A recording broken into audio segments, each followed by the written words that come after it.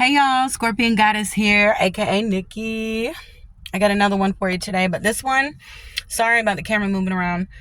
It was really scary, and I need to share this with y'all so you know the signs. So if this happens to you, you hopefully can have enough reaction time to get the hell out of Dodge. But basically, I was doing Uber last night. It was Saturday night. Today is Sunday morning. And I picked up this younger drunk guy from a bar and I drove him home from downtown, but he lived like 10 miles away, so he was kind of more mountainy roads area. And so I dropped him off at his house. Before I even got to the end of the street, okay, another Uber ride came in, so I accepted it. Excuse me.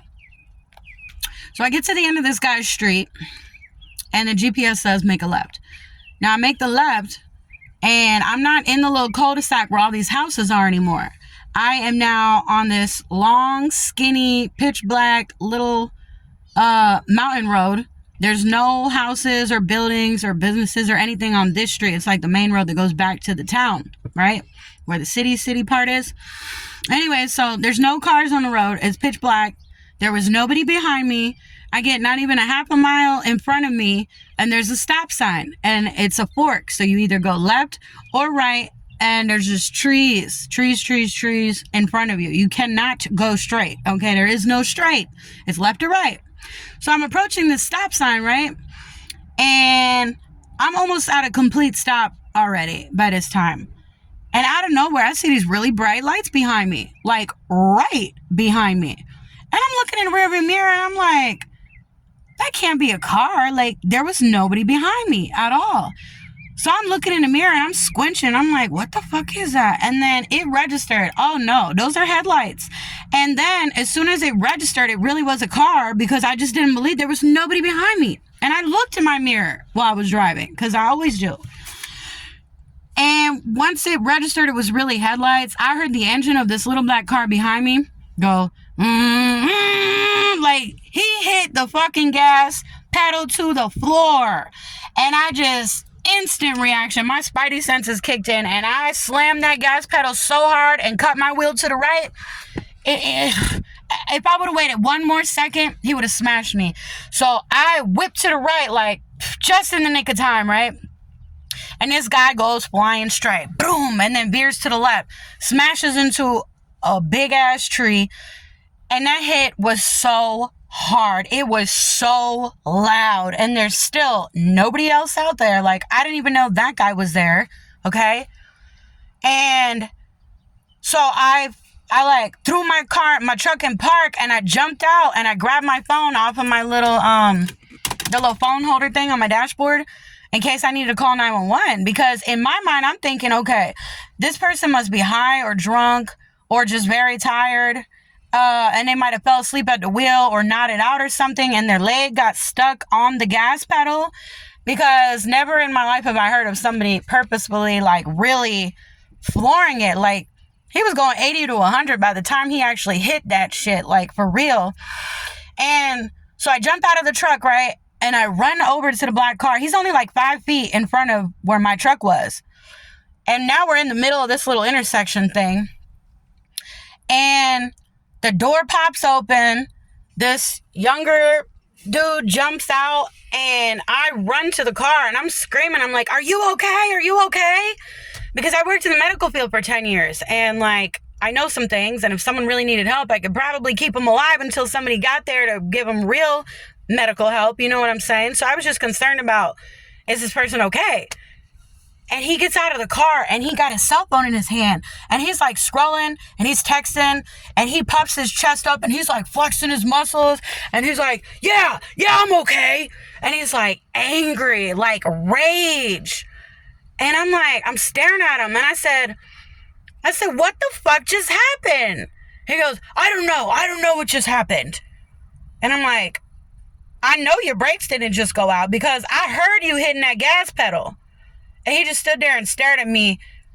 And I was like staring at him, like waiting for him to explain himself. But he didn't. And he was just like, and I'm like, are you sure you're okay? Like, I'm looking at him. He wasn't drunk, but I think he was high on meth, because that shit makes people angry and flex out like that. And I don't know. He was just like on some weird ass shit. But them vibes was so bad. Like, I just knew in my heart, like, he was trying to hit me on purpose. Right? So I'm like, okay. And the dude was like getting pissed. And he's like, are you okay? Like, being all cocky and stank about it. And I'm like, I said, wow. So I just got back in my truck and I just got the fuck out of there as fast as I could, because he was texting somebody. He's like, I'm having somebody come pick me up right now. Like, don't worry about it. Like, basically, bitch, get out my face type energy, right? And I was like, so then I just got out of there and I followed the GPS to this next ride. But I was so shaken up and like upset and like I was scared at first. I was terrified, not gonna lie. And then I got pissed the fuck off because I'm like, I know he was trying to hit me on purpose. But now on the way to this next person I gotta go pick up, some lady, I'm thinking to myself, why the fuck would somebody do that? Like, I don't know anybody out here. I just moved out here. Nobody's trying to take my life or has a hit out on me that I'm aware of. I've never seen that man in my life. Didn't recognize him, you know, and he was a young guy like my age, probably like 25, 35. So anyways, I pick up this lady and I was like shaky still. And my anxiety was through the roof. And the lady noticed. She was like, are you okay? Like, did something happen? And I was like, well, yeah, I kind of had a situation. I said, I'll tell you about it if you don't mind hearing it. And she's like, yeah. And the lady was a lawyer, a criminal lawyer at that. And I told her what happened, and she was like, oh my God. She's like, I am so sorry that happened to you. She goes, I know exactly what that is. I said, what? And she goes, that is a gang initiation stunt. She goes, I see it a lot. She goes, it is rare in this area, but there's 2 gangs out here that are known to do it in our area. And she goes, that's exactly what they do. She goes, they will creep around areas that don't have much traffic late at night when it's dark. And these people will turn their headlights off and they will tail somebody like as close as they can without you noticing there's an actual car behind you. And then once they get within so many feet behind you, they'll turn their headlights on and hit the gas. She goes, but usually they will flash their lights at you when they turn them on before they hit you. They either try to hit you from behind, like that dude trying to smash me full speed. Or she said they will follow you and keep trying to smash you off the road to hit another car or a tree or a building or something like that. And I was like, wow, that is just fucked up. And, you know, I grew up around like 5 different gangs, and I've seen a lot and heard a lot. And I know about certain things that certain gangs do for initiations to get in. But that shit right there, I've never heard of that. Never in my life. But, yeah, just, I don't know. If you're driving at night, and I was already aware of which gangs were out here, you know what I'm saying? And I have protection with me for damn sure, especially being out here doing Uber in the middle of the night.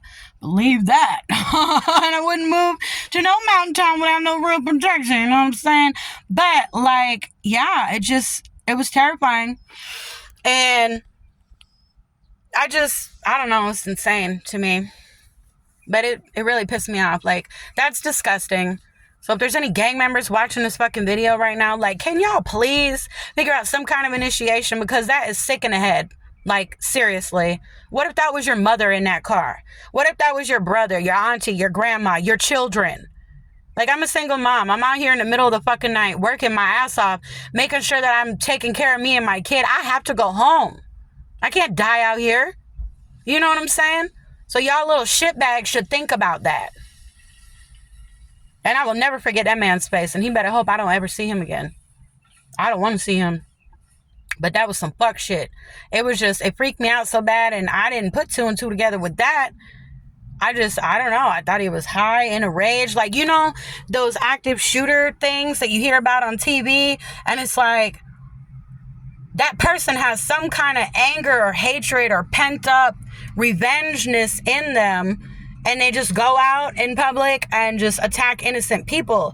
That's exactly the energy it felt like. Like, this dude was just filled with fucking rage. And for whatever reason, he just randomly targeted me. Like, but the gang shit makes a whole lot more sense. Because it would make sense of why he was so angry when he got out of the car. Because now he failed the mission. He ain't getting initiated because he didn't hit me. I was too fast and too smart and too protected by God and my angels. Thank you. Divinely protected. Appreciate you, spirit team. Trust me. Soon as I left out of there, I was praying and thanking God. And I seen angel number after angel number after. Like every fucking where that I looked, soon as I drove out of there. And that was God telling me, calm down. You're okay. I know it was scary, but you're always divinely protected. But anyways, so yeah, the anger made sense. He failed the mission. Now he done crashed the car.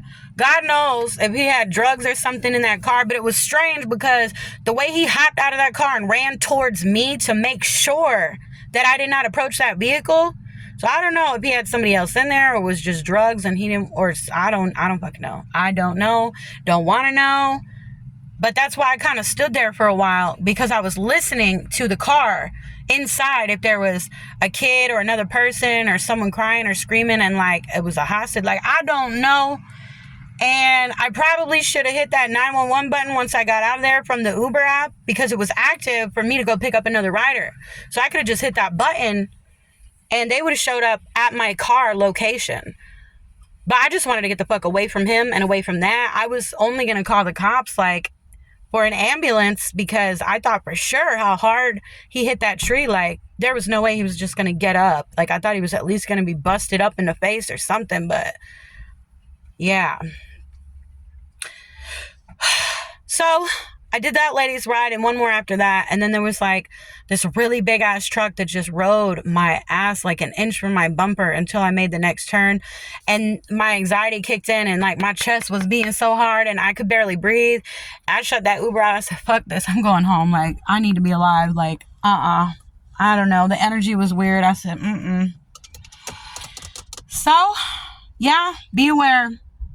There's little shitbag assholes around doing stuff like that, like ridiculous.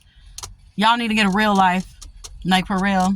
That makes you feel good to just go and fuck with some random innocent person that you don't even know. You need help. You need God, straight up. So anyways, just wanted y'all to be aware of that. Love and light to you guys, and be safe. Bye.